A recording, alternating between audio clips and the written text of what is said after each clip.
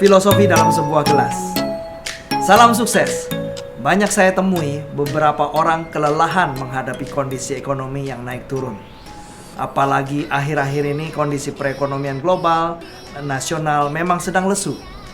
Banyak yang putus asa dan mulai kembali dalam kehidupan lama, di mana sesungguhnya impiannya tidak dapat diwujudkan di sana. Mereka mengeluh, banyak masalah menjadi serasa berat untuk berjuang. Sesungguhnya perjuangannya tidak berat, sama saja seperti dulu. Namun hatinya lah yang merasa berat.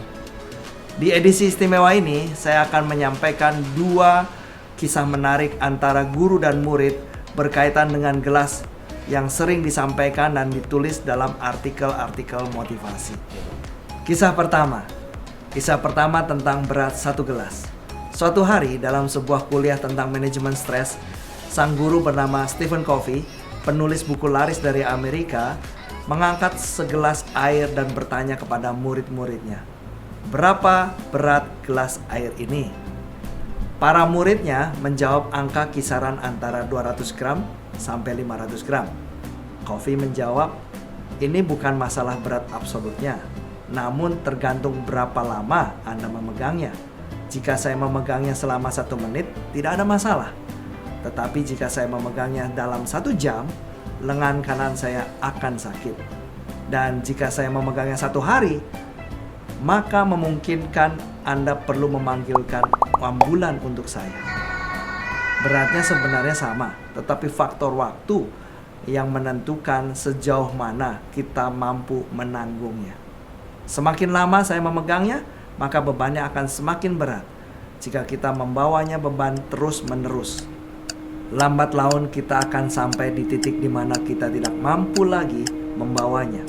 Beban itu akan meningkat beratnya berbanding lurus dengan waktu, lanjut Covey. Kisah yang kedua adalah tentang jangan menjadi gelas. Suatu hari ketika pelajaran sudah selesai, seorang guru bijak mendatangi muridnya yang wajahnya kelihatan selalu murung. "Mengapa engkau selalu murung, nak?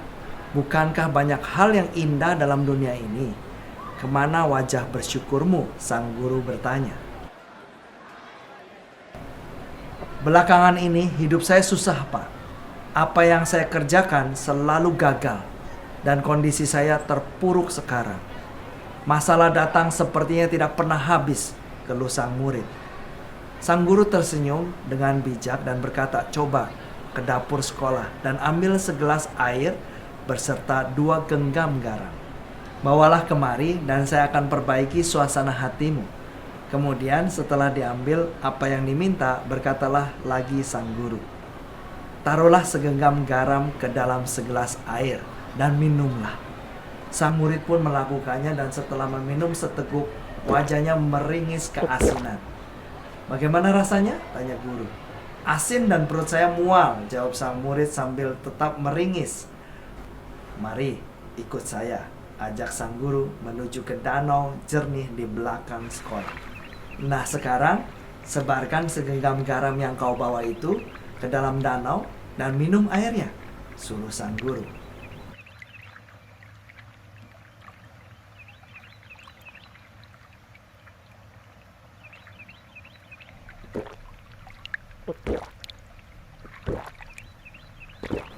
Begitu murid itu melakukan semua yang dikatakan gurunya, wajah murungnya sudah hilang.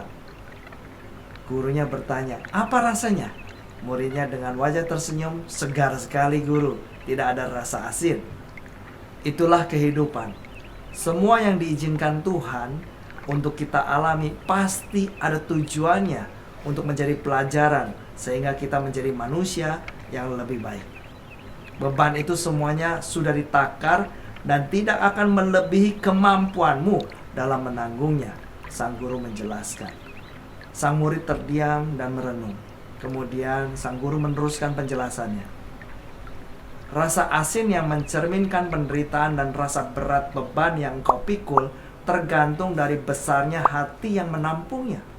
Jadi, supaya tidak merasa menderita, berhentilah menjadi gelas. Perluaslah hatimu menjadi danau yang besar." Dari 2 kisah di atas dapat diambil pelajaran bahwa jika kita selama ini merasa berat, Mungkin kita terus-menerus menanggung beban yang walaupun kecil tetapi tidak kita lepaskan sehingga semakin lama semakin berat. Mulailah belajar memaafkan dan mengampuni. Ingat bahwa kita pun banyak melakukan kesalahan.